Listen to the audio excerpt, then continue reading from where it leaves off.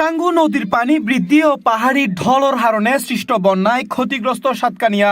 উপজেলার চরতি ইউনিয়ন সহ বিভিন্ন এলাকার পানিবন্দী মানুষের মাঝে ত্রাণ বিতরণ করি মরহুম আবু তাহের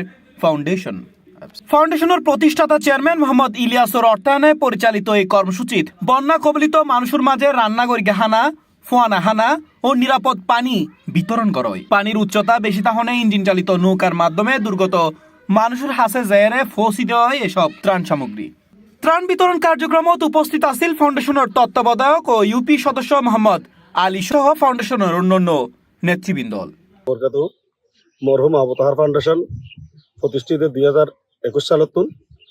2021 সালত এর আগে পর্যন্ত আর মোহাম্মদ ইলিয়াস সামাজিক এবং ধার্মিক এবং যেকোনো দুর্যোগ যে হাত গড়িয়েছে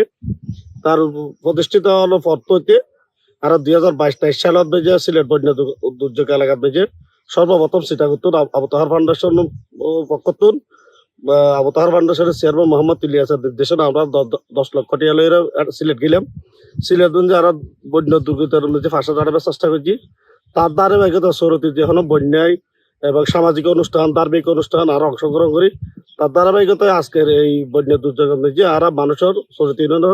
প্রায় অধিকাংশ মানুষের এই সময় ফাউন্ডেশনের পক্ষতুন জানানো হয় বন্যা পরিস্থিতি স্বাভাবিক নন পর্যন্ত তারা ত্রাণ সহায়তা অব্যাহত থাকব এবং প্রয়োজন অনুযায়ী আরো অন্যান্য সহায়তা পৌঁছে দিলে তার কার্যক্রম অব্যাহত থাকব। তার ফাউন্ডেশনের পক্ষতুন ইলেসবি চেয়ারম্যান ইলেসবি নির্দেশনা আর দুদিন লজিয়ারে শুকনা হাবা আর রান্না হাবার বিতরণ করি যে জায়গার নিজে বেশি পানি উঠতে মনোহরণ তোলাতুলি সরফাড়া সেনাসর উত্তর বন্টিয়া সর আর ক্ষতির হার বাবুনডাঙ্গা আর মধ্যমদুরি নিচে লামার ফাড়া আর বিভিন্ন জায়গায় আর ত্রাণ সমগ্র পৌঁছাই। এ সময় ত্রাণ পেয়ে সন্তোষ প্রকাশ করে বন্যা কবলিত এলাকার বাসিন্দল তারা এই দুর্যোগের সময় ফাঁসে দাঁড়ায় বেললে মরহুম আবু তাহের ফাউন্ডেশনের প্রতি কৃতজ্ঞতা জানাই। C+ TV Chittagong.